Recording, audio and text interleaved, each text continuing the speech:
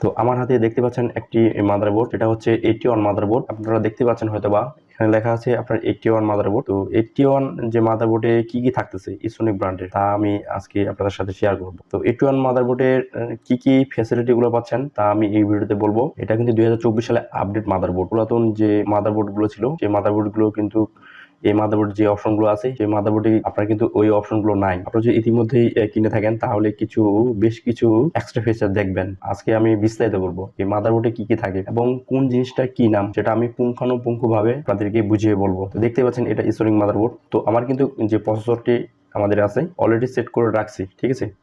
তো এটা হচ্ছে আপনার এই জিনিসটার নাম কি? এই জিনিসটার নাম হচ্ছে আপনার সিপিইউ সকেট, যেটা আমরা এটা হচ্ছে প্রসেসর, এটা হচ্ছে প্রসেসর সকেট। সহজ বাংলায় এটা প্রসেসরের মানে সকেট, এটা সিপিইউ সকেট বলা হয়। তো এখানে কিন্তু আপনার প্রসেসরটা সেট করতে হয়। তো আমি দেখাচ্ছি আপনাদের কীভাবে সেট করবেন। আংটাটা তো টানে এইভাবে ছেড়ে দিয়ে এই যে দেখেন এভাবে কিন্তু সেট করতে হয় প্রসেসরটি। দেখেন দেখতে পাচ্ছেন আপনারা ট্রানজিস্টারগুলো ছোটো ছোটো খুব। এটা হচ্ছে প্রসেসর আপনি কীভাবে সেট করবেন দেখেন দুই পাশে কিন্তু ঘাট দেওয়া আছে। ঘাটগুলো অবশ্যই লক্ষ্য করবেন।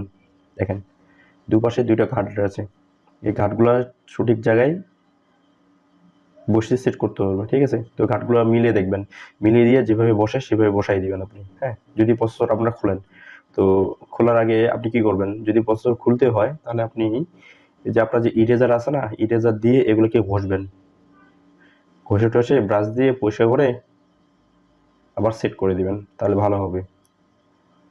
এইভাবে প্রসেসর সেট করতে হয়। আমি প্রত্যেকটি জিনিসের নাম বলবো এবং কীভাবে সেট করতে হয় তা আমি এই ভিডিওতে দেখাবো আপনাদের। সাথে থাকুন, ভিডিওটি শেষ পর্যন্ত দেখবেন, তাহলে আপনি বুঝতে পারবেন যে কোন জিনিসটা কী নাম, তা আপনি কিন্তু বুঝতে পারবেন এবং আপনি নিজেই সেট করতে পারবেন কম্পিউটার, ঠিক আছে। তো ভিডিওটি অবশ্যই টেনে দেখবেন না, সম্পূর্ণ দেখার অনুরোধ রইল। তো এটা হচ্ছে আমাদের র্যাম, ঠিক আছে। এটা হচ্ছে আপনার কি 81 মাদার হচ্ছে জেনারেশনটা বলে দিচ্ছি আমি। জেনারেশন হচ্ছে আপনার 4 জেনারেশন, ঠিক আছে। মানে 4 জেনারেশন 81 মাদারবোর্ড হচ্ছে 4 জেনারেশন, 85 মাদারবোর্ড 4 জেনারেশন। মানে 4 জেনারেশনের সব প্রসেসরই আপনার সাপোর্ট করবে। 4 জেনারেশন হইতে পারে আপনার i3, 4 জেনারেশন হইতে পারে আপনার i5, 4 জেনারেশন হইতে পারে আপনার i7। হ্যাঁ, তবে জেনারেশন লাগবে 4 জেনারেশন। 85 প্লাস হচ্ছে আপনার 81 মাদারবোর্ডে সাপোর্ট করবে। অবশ্যই এই জিনিসটা মাথায় খেয়াল রাখবেন বোর্ড কেনার আগে, মাদারবোর্ড কেনার আগে। তো এটা হচ্ছে সিপিইউ সকেট। তো দেখতে পাচ্ছেন এটা সিপিইউ সকেট। যে প্রসেসরটা কীভাবে সেট করতে হয় তা কিন্তু আমি দেখিয়ে দিলাম আপনাদের। দেখেন এভাবে সেট করবেন। তো এরপরে আসি আমরা হচ্ছে এটা দেখেন, এটা হচ্ছে কি, এগুলো দেখেন, এগুলো হচ্ছে র্যাম স্লট, ঠিক আছে। এগুলো হচ্ছে আপনার র্যাম স্লট। আপনাদের বোঝানোর ক্ষেত্রে আমি র্যামটাও নিয়ে আসছি যে র্যামটা কীভাবে সেট করবেন। তবে তার আগে বলে দিচ্ছি, যদি আপনার 81 হয়, 85 মাদারবোর্ড হয়, তাহলে আপনার DDR3 র্যাম, ঠিক আছে। দেখতে পাচ্ছেন DDR3 র্যাম। DDR3 আপনার 1333 বার্স, আপনার 1600 বার্সের কোনো সাপোর্ট করে, ঠিক আছে, কোনো সমস্যা নাই। এটা হচ্ছে 4GB র্যাম।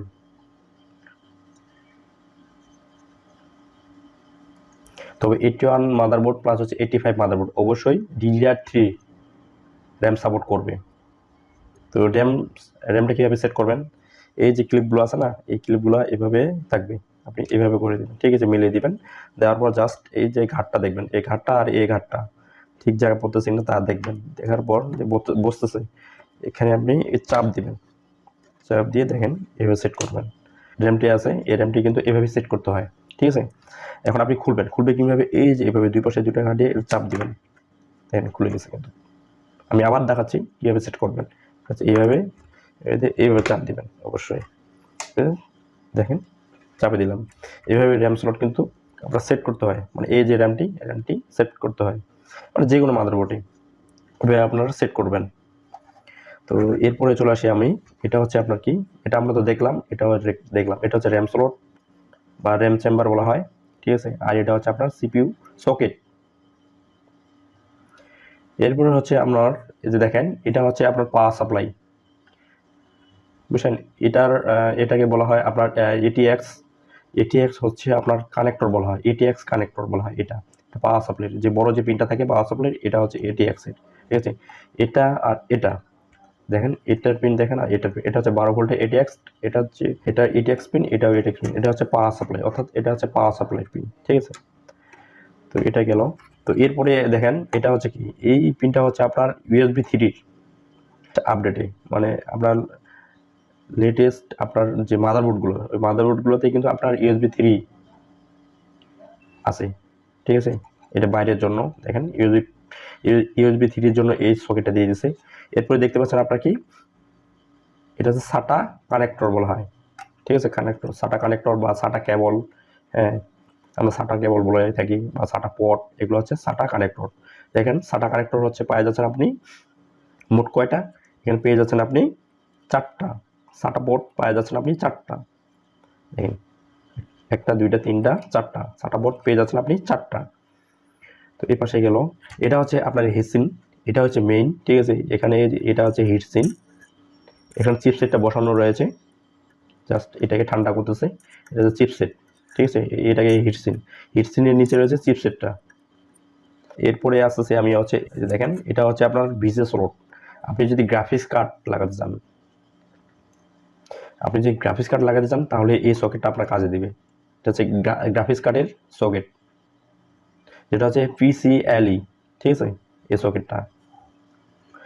তবে মজার বিষয় হচ্ছে এই বোর্ডে পাচ্ছেন আপনি M.2 NVMe স্লট।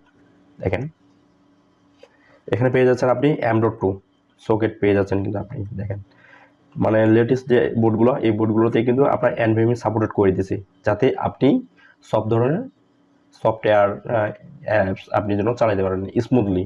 এর জন্য কিন্তু স্পিডের জন্য দিয়ে দিয়েছে NVMe। আপনার যে এসএসডি যে হার্ড ডিস্কটা আছে, এই হার্ড ডিস্কের থেকে কিন্তু NVMe যে স্পিড, রাইট এবং রিড অনেক বেশি।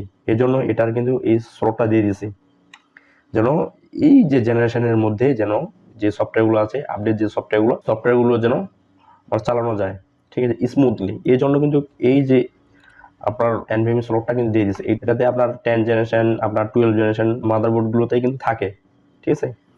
এই মাদারবোর্ডগুলো মানে M.2 স্লট দিয়ে দিচ্ছে। তো এরপরে আসে আমি কি, এটা তো আমরা দেখলাম ভিজিএ, এটা হচ্ছে NVMe স্লট দিয়ে দিচ্ছে 81 মাদারবোর্ডে। এরপরে আসি আমরা, এটা হচ্ছে কি, এটা হচ্ছে আপনার একটা PCL কানেক্টর, ঠিক আছে, যেটা হচ্ছে আপনার এই যে ইউএসবি পটগুলো দেখেন, আমি আস্তে আস্তে আপনাকে বুঝাই দিচ্ছি। ইউএসবি গুলো যদি আপনার এই ইউএসবি টু, মানে এই যে ইউএসবি পটগুলো বা কানেক্টরগুলো যদি আপনার নষ্ট হয়ে যায়, আপনি কিন্তু এই স্লটের মাধ্যমে আপনি কিন্তু চালাতে পারবেন। কার্ড পাওয়া যায় একটা, ঠিক আছে, PCL একটা কার্ড পাওয়া যায়, আপনি গুগল সার্চ করে দেখতে পারেন, ঠিক আছে। এই যে আপনার যে পিনগুলো আছে, এই যে ইউএসবি পিনগুলো আছে, ঠিক আছে, এগুলো কাজে দিতে পারবেন এই স্লটের মাধ্যমে, ঠিক আছে।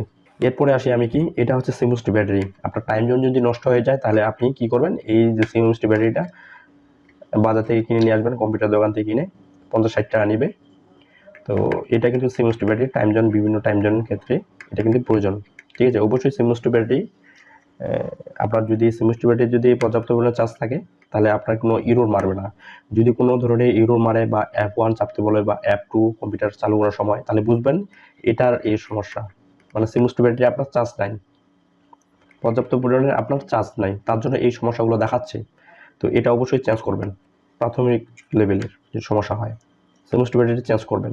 এরপরে আসি আমি কি, এটা দেখেন, আমরা অনেকেই জানি না যে পাওয়ার কোনটা এই মাদারবোর্ডের। আমরা যে পাওয়ার যে সুইচটা, এই সুইচটা কোথায় থাকে, সেটা হচ্ছে আপনার এখানে লেখা থাকবে, এখানে সাইডে লেখা থাকবে, প্যানেল লেখা থাকবে, যেটা ইউএসবি, সেটা বুঝবেন আপনার যে ক্যাচিং এর যে ইউএসবি পিনের জন্য, সেটা হচ্ছে এই কেবলটা, ঠিক আছে, মানে ইউএসবি জায়গাতে ইউএসবি হবে, অবশ্যই খেয়াল রাখবেন। আর অডিও জায়গায় হবে দেখেন এইটা, এই যে দেখেন মধ্যখানে নাই, ঠিক আছে, এই পাশে আছে মধ্যখানে নাই, এটা হচ্ছে অডিও জ্যাক। লেখা থাকবে কিন্তু, দেখবেন যে আপনার মাদারবোর্ডে লেখা থাকবে যে আপনার অডিও লেখা থাকবে, মানে লেখা থাকবে, শেষে দেখতে পাচ্ছেন, হয়তো আপনারা চিনতে পারছেন না, দেখেন এখানে অডিও লেখা আছে, হ্যাঁ, এটা হচ্ছে অডিও পিন। আর এটা হচ্ছে আপনার ইউএসবি পিন, ইউএসবি লেখা থাকবে ইউএসবি, ঠিক আছে। আর যেটাতে প্যানেল লেখা থাকবে দেখেন F প্যানেল, মানে এখানে আপনার রিসেটের বাটন আছে, প্লাস হচ্ছে আপনার এলইডির যে বাতি, হ্যাঁ, এই জিনিসগুলো আছে এই জায়গায়। পাওয়ার বাটন হচ্ছে কোনটা, দেখবেন প্যানেলের জায়গায় একটা কাটা চিহ্ন দেখবেন, এখানে একটা পিন নাই। তারপরটা হচ্ছে আপনার সুইচ, এরপরটা হচ্ছে সুইচ, এরপরেরটা হচ্ছে আপনার ওই যে বাতিগুলো যে বিপ করে কম্পিউটার চালু হওয়ার সময় সেটা। তারপর যে হার্ড ডিস্কের লাইট কিন্তু আলাদা, ঠিক আছে, এই যে হার্ড ডিস্কের লাইট।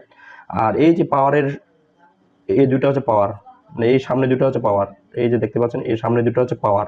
তার সোজা পিছনেটা হচ্ছে আপনার রিসেটের বাটন, ঠিক আছে, এই রিসেট। এটা হচ্ছে এলইডি পাওয়ার, এলইডির বাতি। আর এটা হচ্ছে আপনার এলইডির হচ্ছে আপনার হার্ড ডিস্কের এলইডি বাল্ব আর কি, যে বাতিটা যে জ্বলে এটা। তো আপনারা অবশ্যই দেখবেন যে প্যানেল লেখা থাকবে, ওই প্যানেলে এখানে ক্লিক করবেন, বাস এখানে একবারে লাগাই দিয়ে দেখবেন আপনার কম্পিউটার কিন্তু মাদারবোর্ডটি চালু হয়ে যাচ্ছে। তো বিষয়টা দেখবেন, আপনারা প্র্যাকটিস অবশ্যই করবেন। তারপরে হচ্ছে আপনার মাঝে মধ্যে সমস্যা হয়, রিসেট দেওয়ার লাগে বায়োসটা, সেটা হচ্ছে সিএলআর সিমুস লেখা থাকবে, সেটা হচ্ছে এটা হচ্ছে আপনি রিসেট করতে পারবেন এটার মাধ্যমে। দেখেন এখানে আছে সিএলআর মানে ক্লিয়ার সিমুস, আপনি এখান থেকে আপনি ক্লিয়ার করতে পারবেন, 2 সেকেন্ড ধরে রাখবেন, বাস ক্লিয়ার হয়ে যাবে। কিন্তু কোনো সমস্যা হলে এটা রিসেট করতে পারবেন এভাবে, এটা হচ্ছে রিসেটার, ঠিক আছে। জাস্ট আপনি 10 সেকেন্ড ধরে রাখবেন, বাস ক্লিয়ার হয়ে যাবে। তো এটা দেখতে পাচ্ছেন। এরপরে দেখতে পাচ্ছেন এটা হচ্ছে কি, চেসিস ফ্যান, মানে আপনার ক্যাচিংয়ে যে ফ্যানগুলো, এক্সটার্নাল যে ফ্যানগুলো, এই ফ্যানগুলোতে এটা দিয়ে আপনি কানেক্ট করতে পারবেন। তো এই পাশে আমরা দেখলাম কি কি আছে, ওভারঅল কিন্তু এই পাশে দেখছি, এই পাশে বাকি আছে, আর এটা তো আমরা দেখলাম।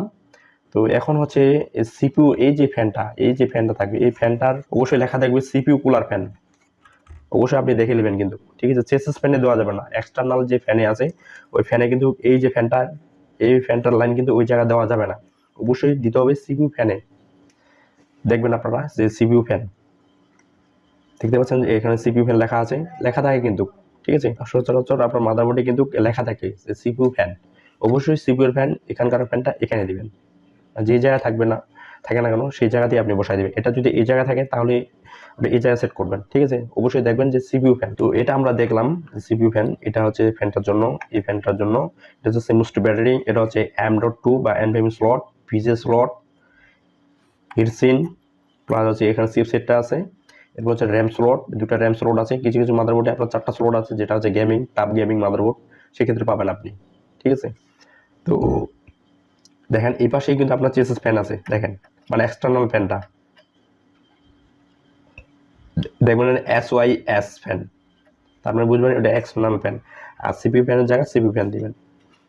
তো এরপরে আসে আমি মাদারবোর্ডে, দেখেন এই মাদারবোর্ডে পাচ্ছেন আপনি এই যে ইউএসবি পোর্ট, এটা হচ্ছে ইউএসবি কানেক্টর বলা হয় বা পোর্ট, হ্যাঁ যেটা যাই বলুন না কেন সমস্যা নাই। এটা হচ্ছে ইউএসবি পোর্ট, 1টা 2টা 3টা 4টা 5টা 6টা, এই 6টা পোর্ট পাওয়া যাচ্ছেন আপনি 2.0, 4টা হচ্ছে 2.0 আর 3.0 হচ্ছে 2টা। তো দেখতে পাচ্ছেন এটা হচ্ছে ইউএসবি কানেক্টর বলা হয়। এরপরে আছে আপনার ভিজে, এটা হচ্ছে ভিজে, এটা হচ্ছে ভিজে পোর্ট, এটা হচ্ছে এইচডিএমআই কেবল, এটা হচ্ছে এইচডিএমআই কেবল। এরপরে আছে আপনার ল্যান পোর্ট, ইথারনেট যে কেবলটি এখানে সেট করতে পারবেন, ঠিক আছে, এখানে সেট করতে হয়। এরপর হচ্ছে অডিও জ্যাক, এটা হচ্ছে ভলিউমের জন্য, এটা হচ্ছে মাইক্রোফোনের জন্য, বুঝতে পারছেন, এগুলো দেখবেন। তো আরেকটা বিষয় আমরা তো দেখলাম, ঠিক আছে, ওভারঅল আমরা দেখলাম কিন্তু যে মাদারবোর্ড কি কি থাকতেছে। তো দেখতে পাচ্ছেন মাদারবোর্ডটি। তো কিছু কিছু মাদারবোর্ডে আপনার সাউন্ড কার্ড নষ্ট হয়ে যায় বা ড্রাইভার নাই, হ্যাঁ ড্রাইভারের কারণে আপনার সাউন্ড হচ্ছে না, সেক্ষেত্রে আপনি কি করবেন, সেক্ষেত্রে একটা ডিভাইস আছে ইজি ওয়ে, ঠিক আছে, আপনি জাস্ট লাগাই দিবেন, প্লাগ অ্যান্ড প্লে, সাউন্ড হয়ে যাবে অটোমেটিক। এটা হচ্ছে এই যে ইউএসবি সাউন্ড কার্ড বা অ্যাডাপ্টার বলা হয়, দাম একটা খুব বেশি না, তো দামিও কিন্তু পাওয়া যায়। তো এটার দাম আপনার 100 থেকে 120 টাকার মধ্যে, এটা তো সাউন্ড কার্ড। তো এই সাউন্ড কার্ডটা আপনার কখন কাজে দেবে, যখন দেখবেন আপনার কম্পিউটারে আপনার সাউন্ড আসতেছে না, আর এই যে আপনার যে সাউন্ড যে সকেটটা এটা আপনার নষ্ট হয়ে গেছে, মানে কোনোভাবেই আপনার মাদারবোর্ড থেকে সাউন্ড আসে না, সেক্ষেত্রে আপনার এই যে সাউন্ড অ্যাডাপ্টারটি আপনি সেট করে দিয়েই আপনি কিন্তু সাউন্ড ইজিলি নিয়ে আসতে পারবেন।